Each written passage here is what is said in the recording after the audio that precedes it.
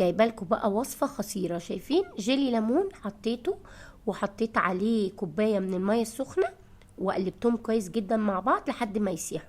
تعالوا بقى اقول لكم باقي الوصفه. انا لقيت عندي 5 كوات كده كانوا خلاص قربوا هيبوظوا في التلاجة، فقلت لا اسيبهم يبوظوا، لا قطعتهم بالشكل ده. ولقيت عندي شويه بسكوت، اي بسكوت ساده عندك او بسكوت شاي، اي بسكوت عندك جيبيه بقى كده وحطي الاول البسكوت كسريه بالشكل ده، وبعدين ضفت عليه الكيوي اللي احنا قطعناه مع بعض. اي بقى نوع فاكهه عندك متوفره اعمليه بيها هيطلع تحفه.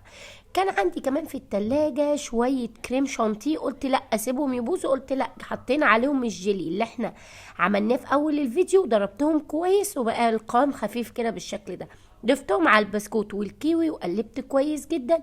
وبعد كده جبت بقى البايركس بتاعنا وحطيت فيه ورق زبدة وبدأت احط الخليط بتاعنا بالشكل ده ودخلته التلاجة يجمد كده. بس انا نسيته ساعتين في التلاجة فاتفرزر واتجمد وبقى شبه الايس كريم. وانا بطلعه بالشكل ده ورق الزبدة كله كان بيتقطع. بدأت اقطعه، طبعا انا عشان التصوير فكنت مستعجلة عليه. سيبوه يهدى وبعدين قطعوه كلوه بالمعلقه، حلو جدا وهو طري احلى من هو جامد.